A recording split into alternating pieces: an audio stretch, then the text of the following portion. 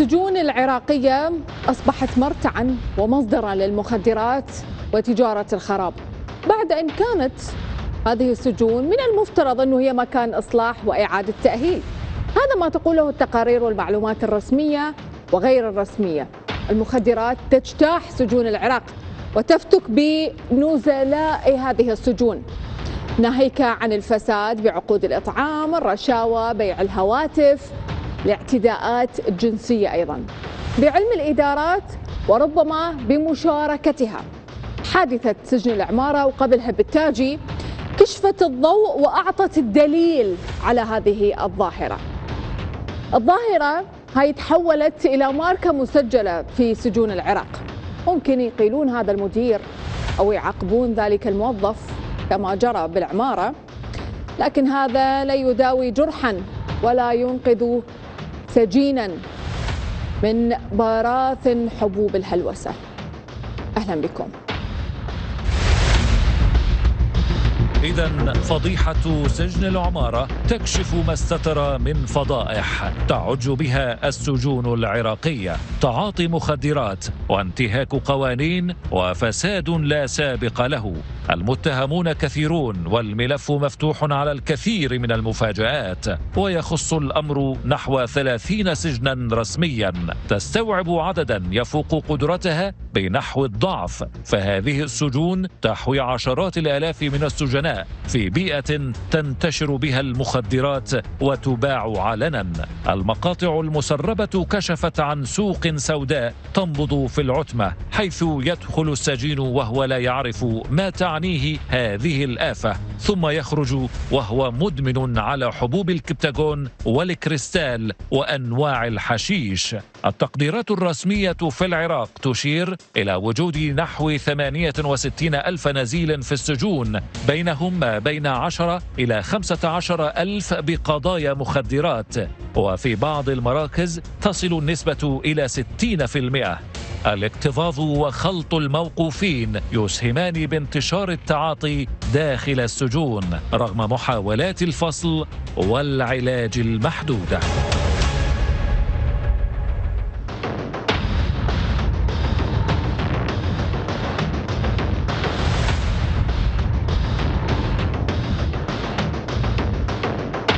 إذن سجون في العراق إصلاحيات أم أوكار مخدرات؟ هذا هو موضوعنا مع ضيوفنا من بغداد الأستاذ سرمد البياتي الخبير الأمني، والأستاذ جبار الشويلي أيضا خبير قانوني، وبالاستوديو ويانا الأستاذ هيمن باجلان عضو سابق لمفوضية حقوق الإنسان، ومعنا الأستاذ أحمد جساب رئيس هيئة انتداب ميسان. أهلا بكم جميعا، وأبدأ معك أستاذ سرمد لأن هو الموضوع جزء منه أمني أيضا، مو بس اجتماعي ولا حتى سياسي. يعني على أي أساس إحنا ممكن يدخل موقوف عنده ممكن حتى جنحة أو أقل حتى من الجنحة، وحتى قبل يوصل للسجن ممكن هو داخل مراكز الاعتقال الأولى يطلع لنا يا تاجر مخدرات يا مدمن مخدرات يا اختصاص ابتزاز والى اخره من الجرائم. على اي اساس احنا لمرحله نوصل؟ بداية السجد تحية لكم ولمشاهدي قناة الشرقية، وكل عام وأنتم بخير، مناسبة رمضان كريم عليكم وللسادة الضيوف والأخوان.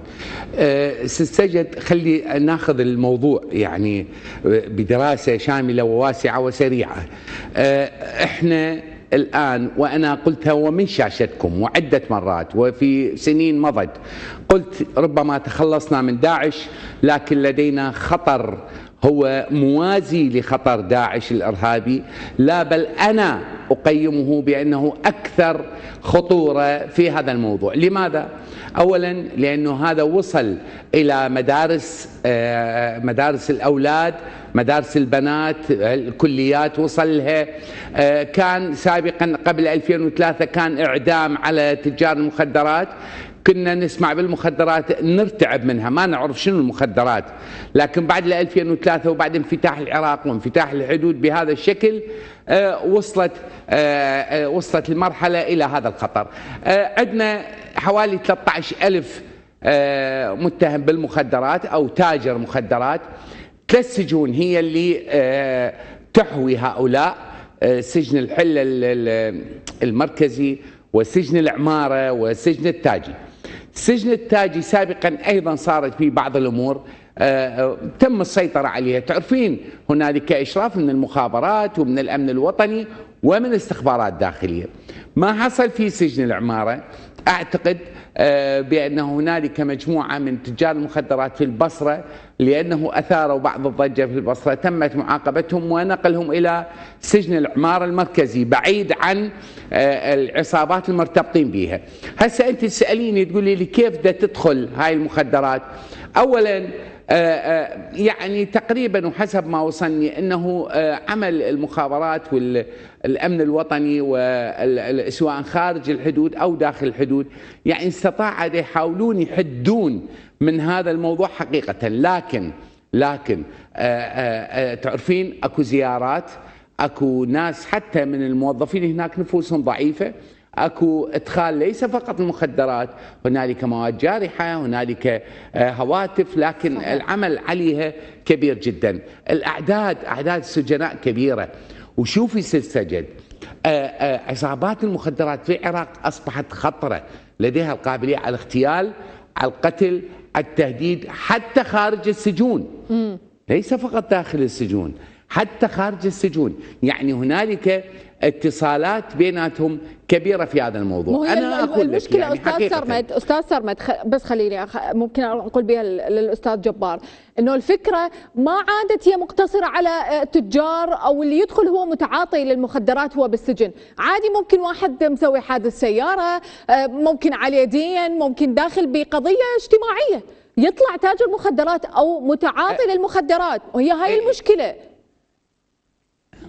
يعني أنا أعتقد سجد بأنه هم عزلوا تجار المخدرات، وعدد كبير جدا 13,000 واحد أعتقد عزلوهم بهاي السجون الثلاثة، التاجي والحلة المركزي وسجن الحلة وسجن العمارة. اما بقيه وتعرفين ترى هناك صار زخم اكبر خاصه من اجوا الدواعش 5700. فرغنا سجن الكرخ كروبر، فرغناه كان بيه 6000 واحد، فرغناه وزعناهم على السجون. يعني اكو زخم كبير، يراد لنا عمل كبير في موضوع السجون. نعم. طيب خلي اسال الاستاذ جبار بما انه هو خبير قانوني ويحكي لي عن القوانين. هل فعلا احنا قوانيننا قديمه واكو تلاعب بموضوع التحايل على تجارة المخدرات وعلى القوانين اللي تحكمها، فلذلك احنا بدنا نشوف مخدرات سايبة ما بين السجون، وعادي ممكن حتى لو مدير او مسؤول هو اللي يبيعها على السجناء، مو يحاسب هو السجناء.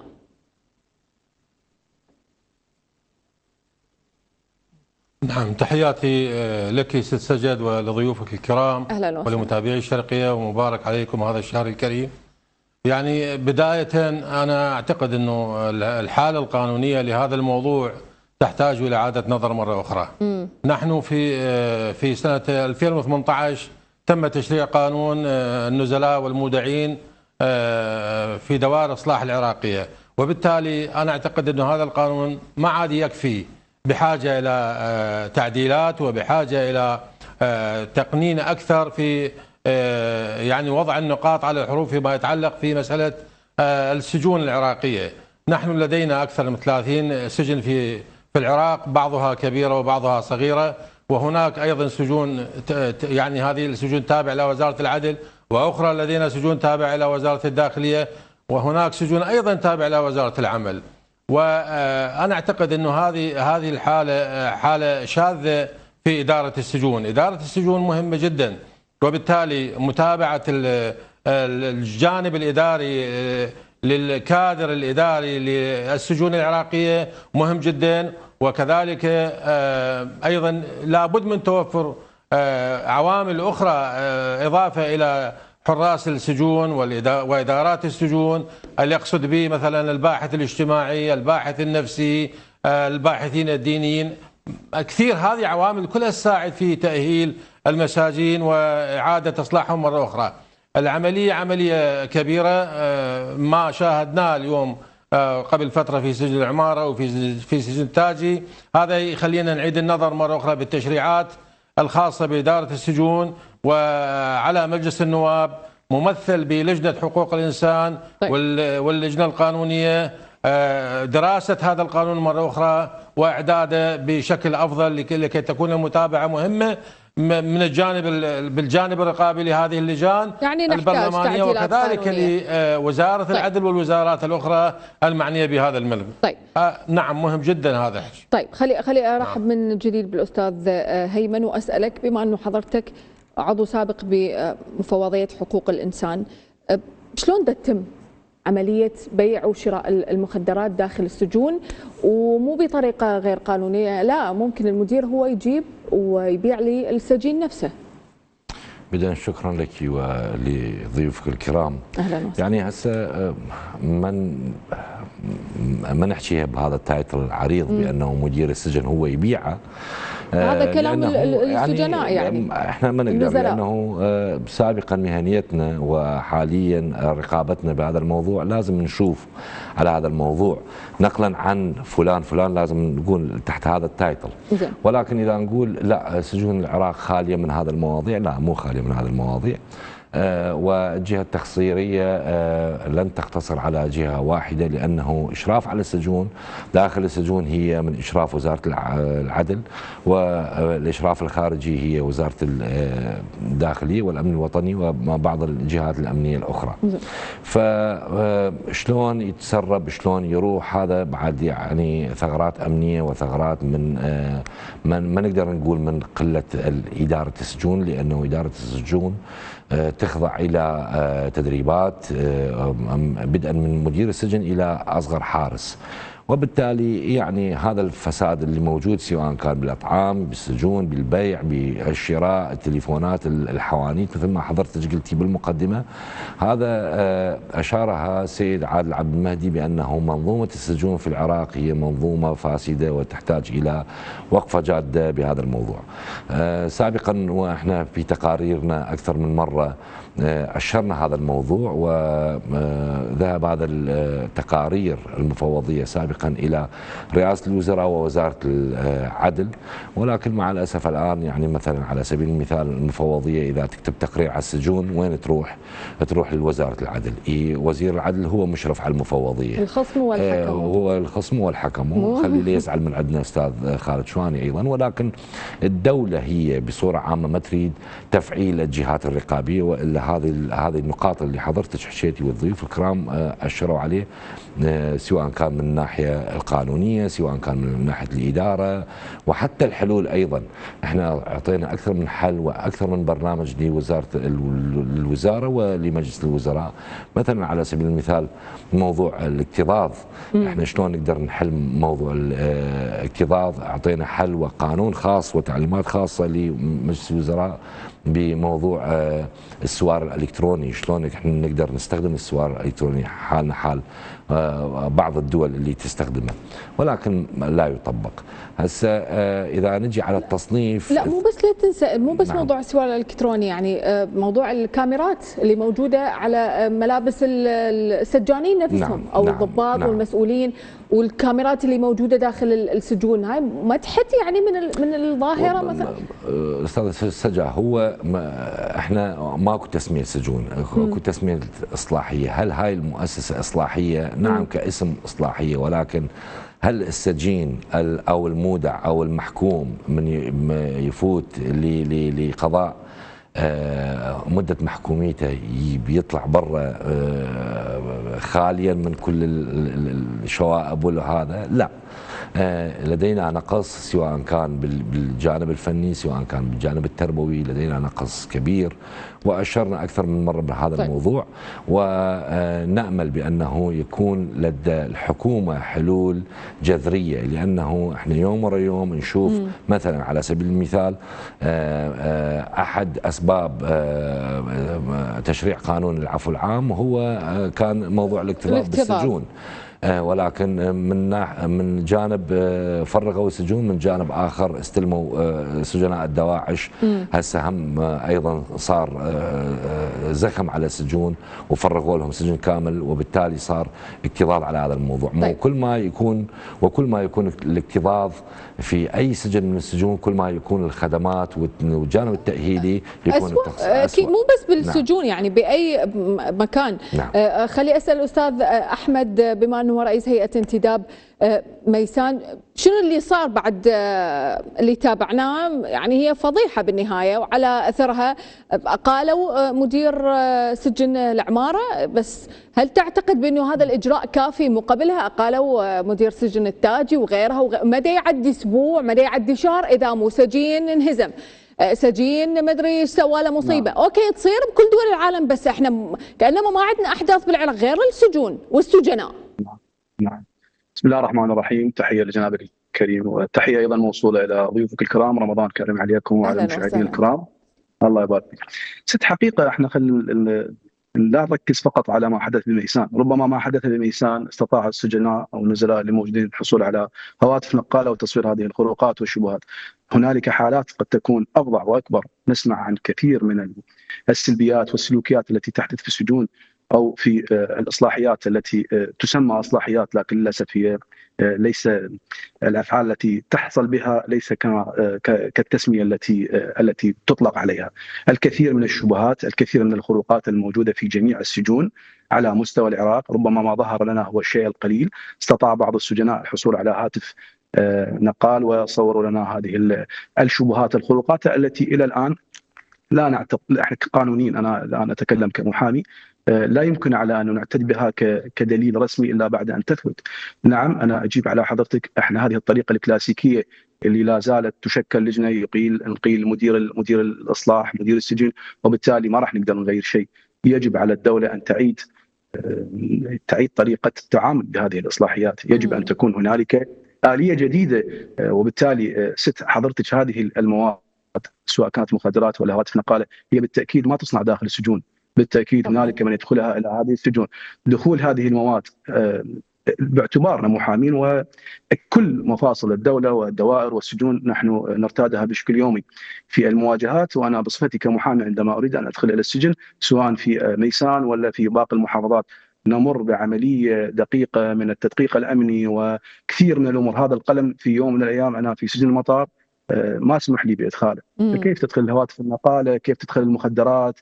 كيف هذه ما نسمع وما نراه من خروقات كبيره؟ بالتاكيد المؤسسه الاصلاحيه ليس برمتها، لكن هنالك افراد من داخل هذه المؤسسه، الموظفين هم جزء كبير من ادخال هذه المواد ومن هذه الجرائم. وبالتالي انا يعني حقيقه تكلمت مع بعض المسؤولين في هذه السجون واكدوا لي انه احنا لا نستطيع السيطره على هذا الوضع ما دام المنتسبين الموظفين تسول لهم نفسهم مقابل المال على ادخال هذه المواد. وبالتالي انا ارى شيئا واحد، ليس فقط في مفاصل الاصلاحيات ووزاره العدل، على مستوى جميع مؤسسات الدوله وعلى المستوى الحياه بصوره عامه، المبدا من امن العقاب اساء الادب. نحن الان كبشر بطبيعتنا لم نرى ان هنالك قوانين نافذه، هنالك مخالفات على السجين والسجان، على السجين والسجان وعلى المواطن. ست حضرتك ليس فقط المواطن العربي او العراقي متمرد، ايضا في كل دول العالم نفس البشريه. هي مو انت اذا تشوف الفيديو نفسه هو اللي صار مع سجن العماره وقبلها بالتاجي، اذا تذكرون قبل سنتين ثلاثه وغيرها، وهاي العركه اللي صارت بالسجن بال 2025 اساسا بمجرد انه هم يصورون نفسهم. هاي مخالفه. هاي شلون جابوا التليفون؟ طبعا ست عفوا اذا سمحتي لي، قانون اصلاح النزلاء اللي تكلم عليه الاستاذ ضيفك اللي هو رقم 14 لعام 2008 في الماده 40 وضع مجموعه من الممنوعات التي لا يجوز ادخالها الى السجون المركزيه، لا يجوز ومخالفه. وبالتالي سالنا كيف تدخل هذه المواد؟ هذه المواد والهواتف النقاله قد تدخل مع المنتسب او قد تدخل مع الموظف. هاتف الشخصي يدخل به سعره لا يتجاوز $200 يبيع داخل السجن ب $1500 الى $2000، وبالتالي بشكل يومي بعض من تسول لهم انفسهم بادخال هواتف. خوش مشروع. خوش مشروع. طبعا المشكله مو انا استاذ احمد، خلي ارجع بها للاستاذ سرمد البياتي. استاذ سرمد، يعني ممكن وانت تتفرج على الفيديوهات بالتيك توك تطلع لك بثوث للسجون داخل السجون، هم السجناء قاعدين يسولفون ويا المتابعين على مواقع التواصل وعادي داخل السجن. يعني لهالدرجه يتعاملون باريحيه ومأمنين انه ما حد راح يجي ويسحب على الاقل منهم التليفونات.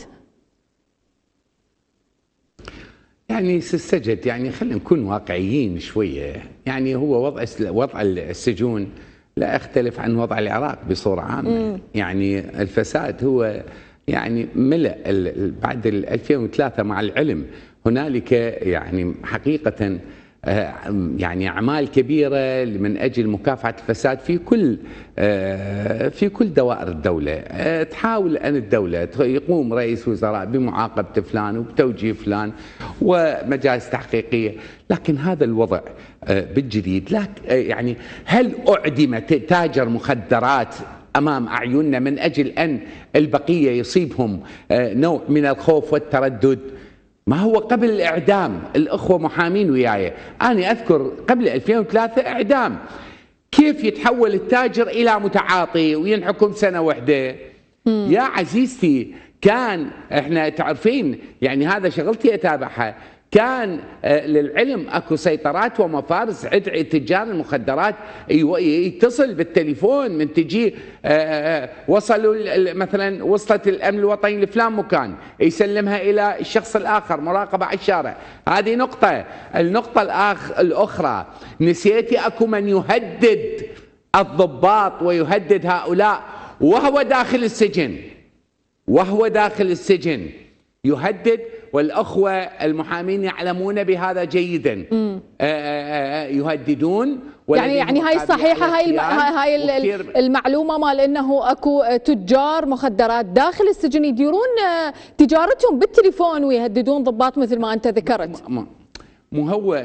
مو هو هذه المشكلة، يهددوهم وغير امور، ويعني كثير من الامور للأسف توصلنا مؤلمة جدا. يعني الضابط أنت يحتاج أن يحمى، أن هنالك من يحميه في هذا الموضوع. أنا أقول لك نعم أنت ما تقدرين توقفين يعني تسيطرين على كل النفوس الضعيفة. نعم الموبايل ب 100 دولار 200 دولار ينباع جواب 1500 دولار، لكن ثقي سيد سجد، أنا هذا الموضوع تابعته، أكو عمل كبير في هذا الموضوع، اكو عمل. يعني اتكلم الاخ من العماره الاستاذ احمد وقال حتى القلم يفتشوه، والله ثقي هذه الامور دا تصير تفتيش قوي وتدقيق قوي، لكن انا قلت لك هنالك نفوس ضعيفه ما تقدرين تسيطرين عليها. زين، انا اقول بانه يجب ان ننفذ القوانين والقرارات القضاء اللي دا تصدر، يجب ان تنفذ. اتركونا من حقوق الانسان. يعني تاجر مخدرات يعني شنو الممكن ان يصير؟ وبعدين الفلوس اللي دا توصله بالملايين. لا عاد مو مال نعرف حقوق الانسان، احنا يوم امس يضحك استاذ باجلان. دقيقه واحده سجد، احنا تدرين 400,000 حبه هسه لزمنا قبل يومين 3 دخلنا لهم سوريا الحمص، ويا الكويت تعاوننا وجبنا 300,000 حبه كبتاغون. هذا غير انت تعرفين هاي مقسمه، الكبتاغون يجينا منها والحشيش مثلا يجينا مثلا من ايران او من مناطق اخرى او الكريستال، مقسمين على العراق. هدف واستهلاك كبير جدا موجود بالعراق، لكن تقوم به الدوله. احنا كم مؤتمر سوينا هنا في العراق مع دول الجوار في هذا الموضوع، لكن تعرفين العراق مفتوح، قد شويه ايران 1450 كيلو، ويا سوريا 600، ويا الاردن ويا تركيا 300. هذه مساحات واسعه، لكن احنا شو نقول؟ من امن العقاب اساء الادب. انت اليوم اذا ما تنفذ هذه التوجيهات، شوفي اذا نفذوا على 2 3 راح ينقلون بنفس التليفونات اللي يصورون بها، راح ينقلون البقيه. يا ترى عدموا فلان وعدموا فلان عدموا فلان. ثقي واعتقدي سيكون رادع في هذا الموضوع. اما اذا بس مو هي المشكله مدى يوصل استاذ سرمد، هاي نقولها استاذ جبار والكم، يعني مثلا هاي لما يوصل للمحاكمه ويحاكمونه بالاعدام، بس يطلعون هم قبل. مثلا هذا تاجر مخدرات من محافظه ذي قار بال 2017، هذا تقرير يقول كانت بحوزته اكثر من 100,000 حبه مخدره، على اثر ذلك انحكم 15 سنه. خفف الحكم إلى 5 سنوات بعد تدخلات وصفت بالمؤثرة من جهات نافذة. عائلته دفعت مبلغ 100,000 دولار كرشوة بمراحل التحقيق الأولى، وبعدها ما انحكم 15 سنة، رجع له سنة سنتين وطلع يا أستاذ جبار. فهي هاي المشكلة. تروحي بعيد.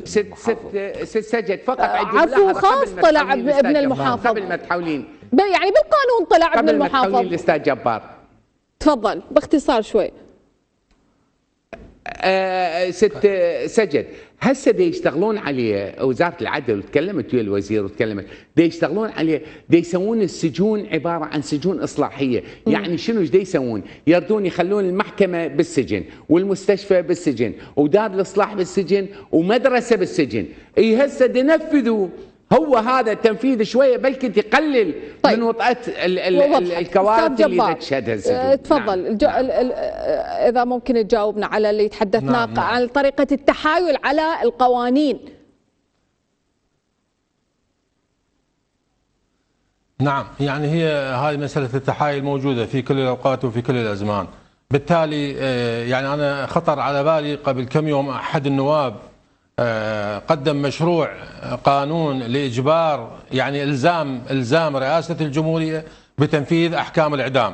مثل ما تعرفون أنه أحكام الإعدام معطلة أو قليلة نوعا ما، خاصة فيما يتعلق بمجرمي الإرهابيين وكذلك المخدرات. فبالتالي أنا أؤيد ما أشار إليه أستاذ سرمد بتنفيذ الأحكام، هذا مدعاة لأنه يؤدي إلى أنه الباقين يعني يسمعون بحالات الإعدام تمضي بسياق ثابت وبشكل قانوني دقيق، ومن ثم هذا يقلل من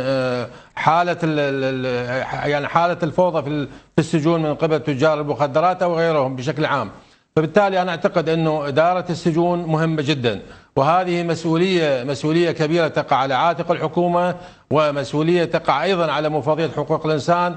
أنا أعتقد أن المفوضية دورها جدا قليل أيضا، إذا يسمح لي الأستاذ باجلان، بأن دورها جدا قليل في متابعة هذه السجون. وأيضا الادعاء العام إلى دور كبير في مثل هذه المسائل. احنا مثل ما نعرف كقانونيين أنه الادعاء العام بين فترة وفترة في الأسبوع يمكن يزور السجون مرة أو مرتين. صحيح. فبالتالي هو الأقرب إلى تشخيص هذه الحالات الشاذة، ومن ثم عليه أن يرفع تقارير إلى القضاء في مسألة يعني إدارة السجون من ناحية، ووجود المساجين والفوضى اللي تحدث في هذا السجن أو ذاك بالعراق. هذه مهمة، أنا أعتقد هذه الجهات ملزمة بأداء أعمالها على أكمل وجه. طيب أستاذ هيمن، ولو انتم جماعه حقوق الانسان كلكم مواضيع لا وكلكم ضد الاعدام او اغلبكم فكره الاعدام، هذا اللي نشوفه بالتقارير او على الاقل باوروبا، بس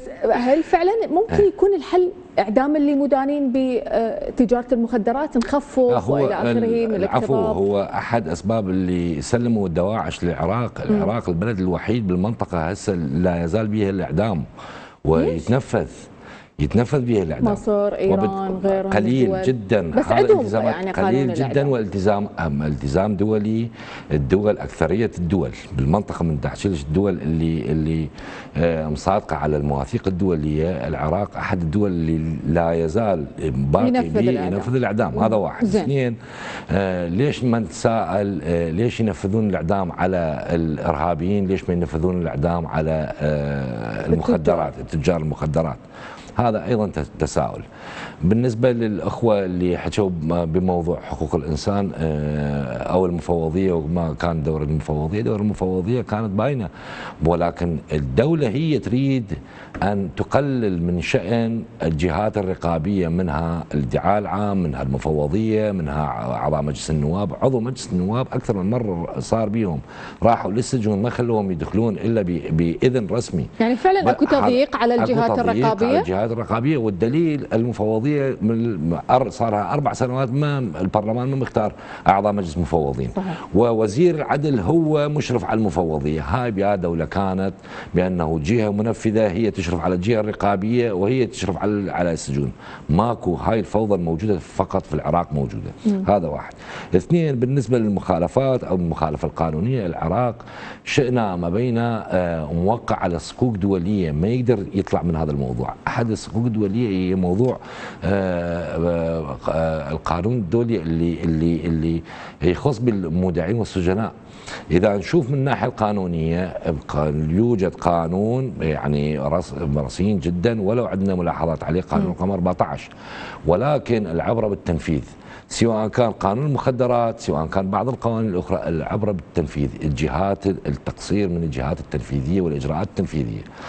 موضوع المخدرات نحكي به، موضوع المخدرات غير بالبداية يكون وعي، يكون حملة توعوية. على سبيل المثال احنا بأربيل هسه حاليا مؤسسة بارزان الخيرية عندها حملة وطنية بهذا الموضوع على موضوع المخدرات، هذا واحد. اثنين، جهاز مكافحة المخدرات الموجودة في أربيل عندهم مستلزمات، عندهم منتسبين، عندهم أجهزة لكشف هذا الموضوع، مو بس بالحس الاستخباري، ما عدا هذا الموضوع. الأجهزة مطلوبة طبعا، مطلوبة. هذا موضوع الوقاية، موضوع التثقيف. يوجد تثقيف في كل المدارس، في كل الجامعات موجود هنا في أربيل. يا حبذا هذا التجربة ينقل البغداد. أنا ما أشوف هالقد ما شفت دعايات لعزيز الناخب روح سجل صوتك، روح سجل كذا كذا. لو صارفين على موضوع المخدرات والتثقيف المخدرات يكون وضعنا غير شيء. تشوفين يعني اكو حملات وطنية لمواضيع ما نقول تافهة، هي من مهمة، ولكن موضوع المخدرات احنا نحكي على الدمار أجيال، مو جيل واحد وجيل وثلاثة. إذا نجي على وضع السجون بصورة عامة، هاي الحلول جيب خالك جيب عمك انقل فلان وعاقب فلان، هاي حلول ترقيعية. احنا بوقتها ولا يزال مصرين على هذا الموضوع. موضوع السجون صار يعني مفصل عام من مفاصل الدولة، ويجب أما تكون تحت لواء وزارة أو هيئة مستقلة أو هيئة تابعة لمجلس الوزراء فقط الموضوع السجون. ليش؟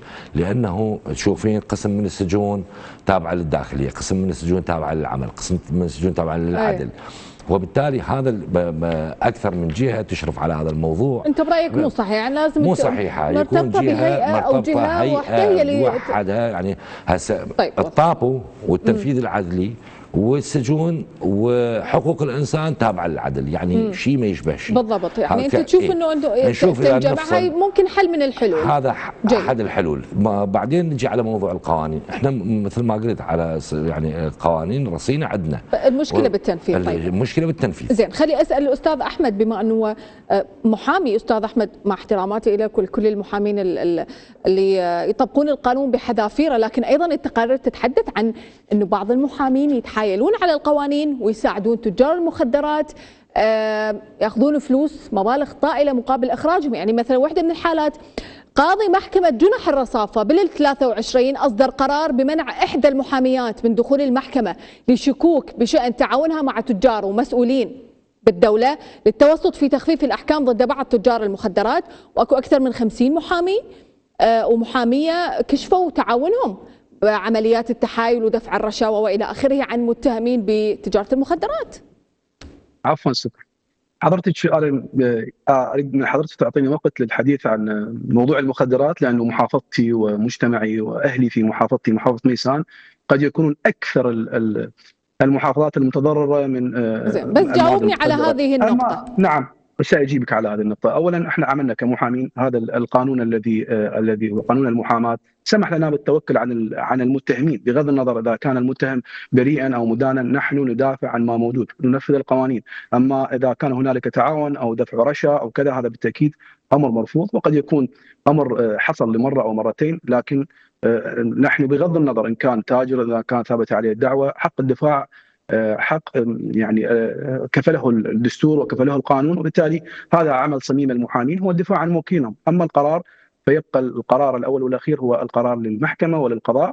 وبالتاكيد نحن الان لنا ثقه كبيره، المجتمع العراقي بصوره عامه كل المؤسسات ممكن ان تنتقد، ممكن ان نجد عليها بعض الشبهات، لكن الجهه الوحيده التي نحن نتمسك برصانتها وبحياديتها وبنزاهتها هو القضاء.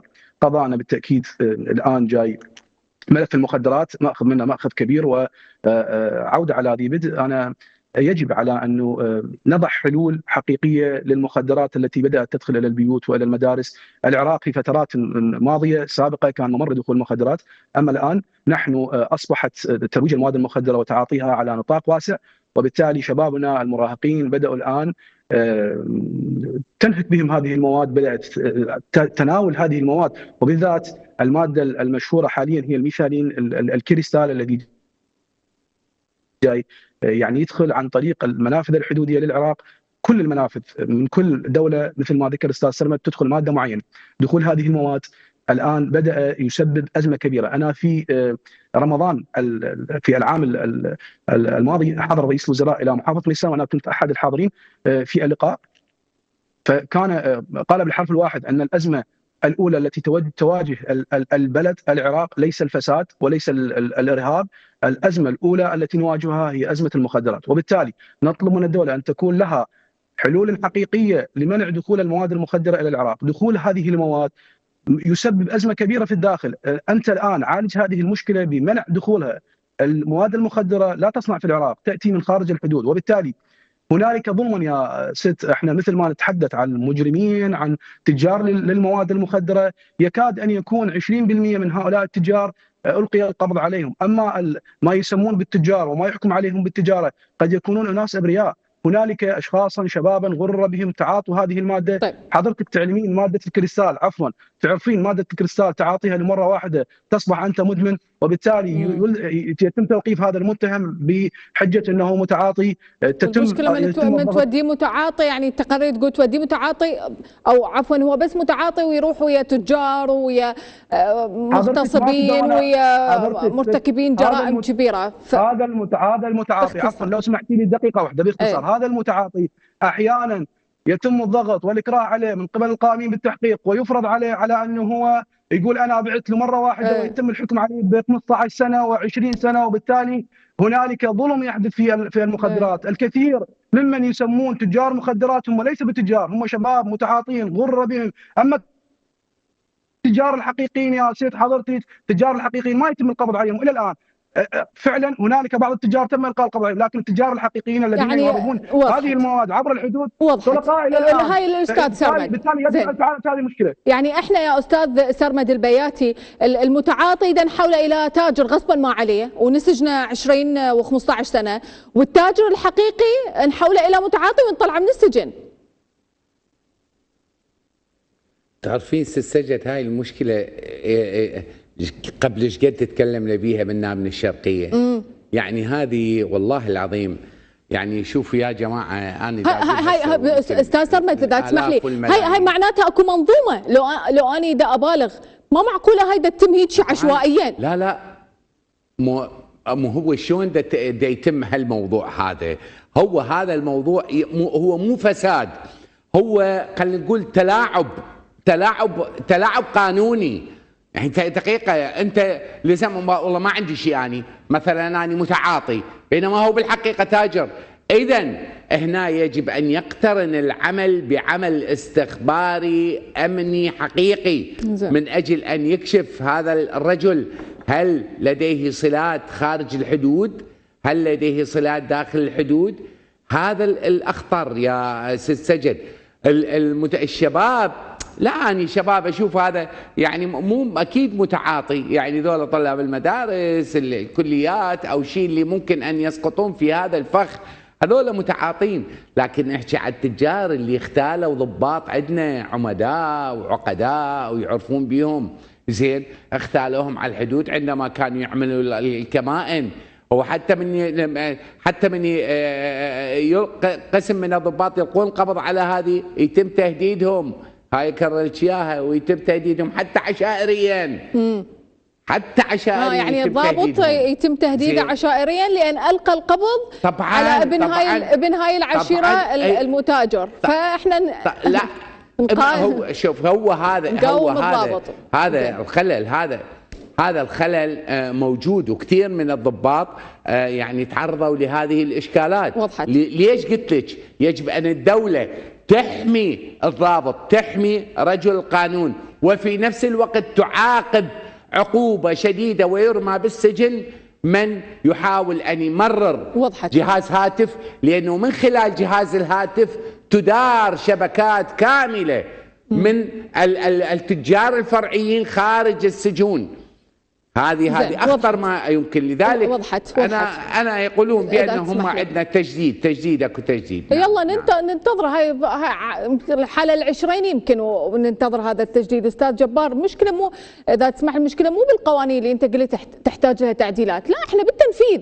احنا اكو تحايل على القوانين بسبب ضعف القوانين او ضعف الجهات اللي المفروض تكون رقابيه، فهاي شلون راح نحلها؟ نعم. شوف ايش السجد، احنا امام يعني هذا ملخص كلامنا في هاي الحلقه ينصب حول نقطتين.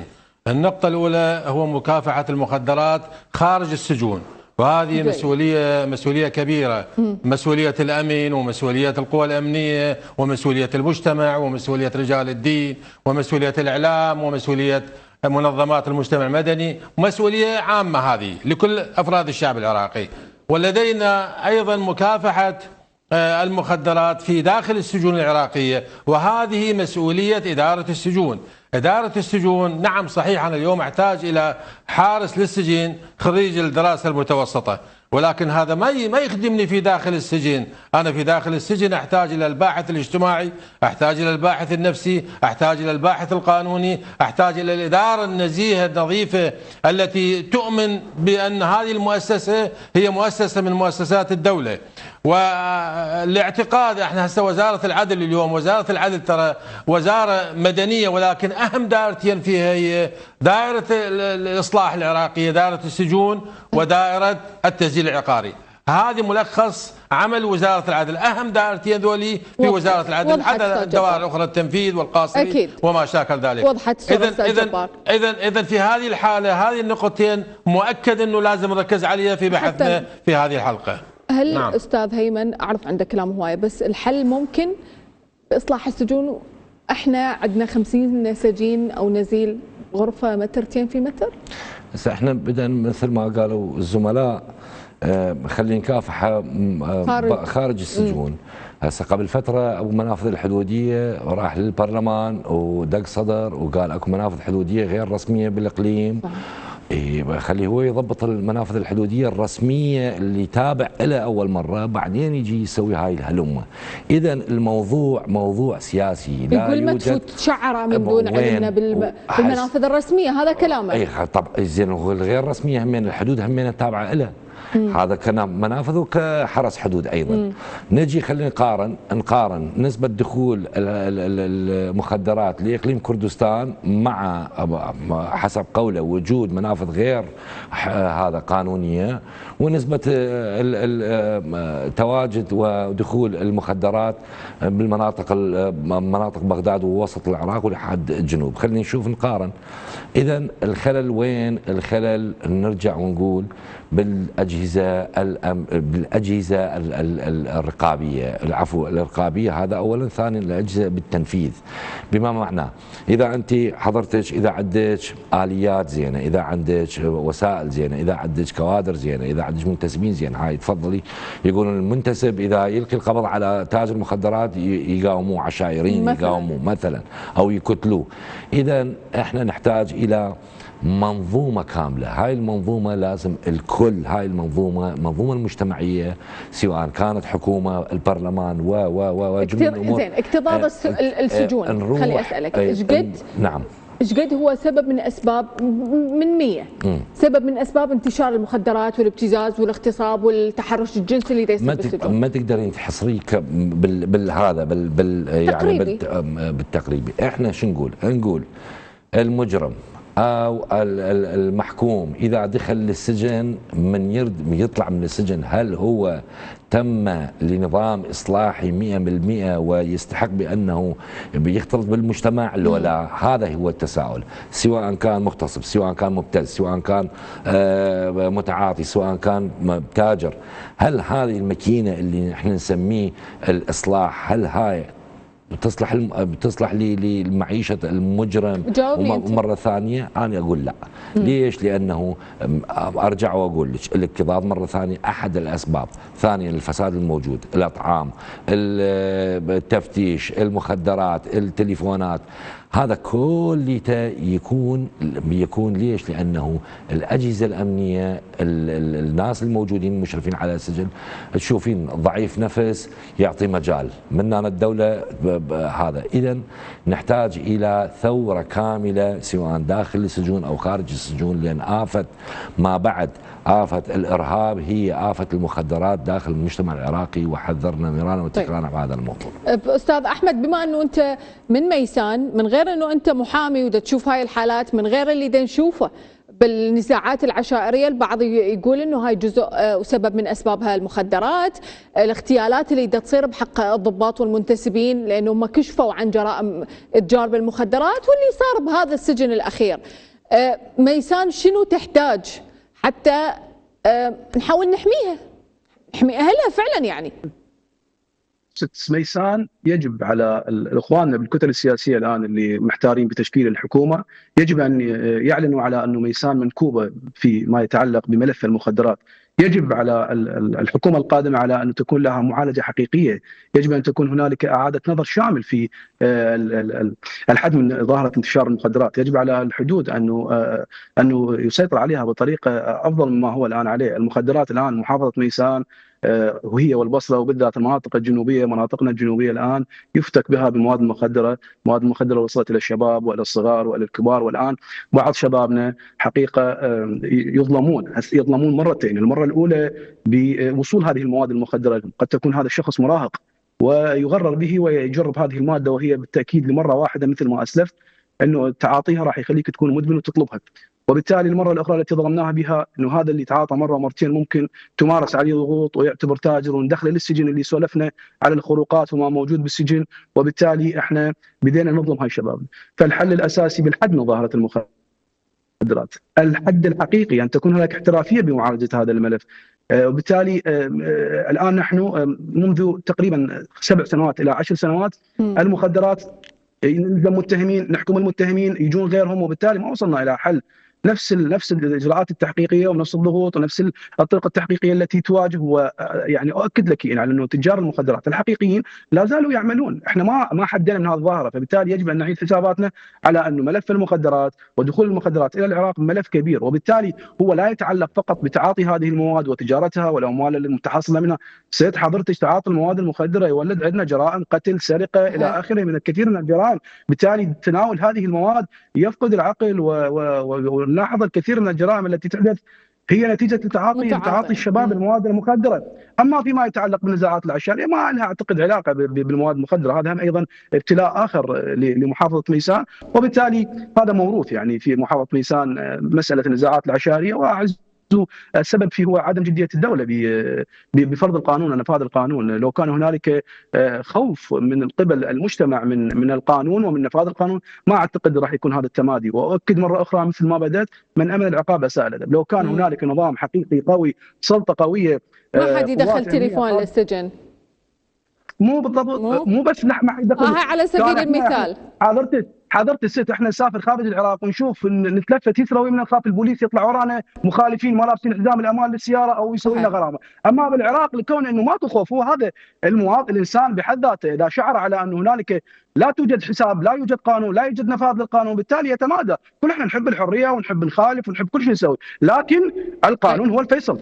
نحن ليس في غاب. شكرا جزيلا لك أستاذ أحمد جساب رئيس هيئة انتداب ميسان، والأستاذ هيمن باجلان عضو سابق بمفوضية حقوق الإنسان، والأستاذ جبار الشويلي الخبير القانوني، والأستاذ سرمد البياتي الخبير الأمني. شكرا لكم جميعا ضيوفنا، ولكم مشاهدينا أيضا كل التحية. نشوفكم الأسبوع المقبل وحافات جديدة. مع السلامة.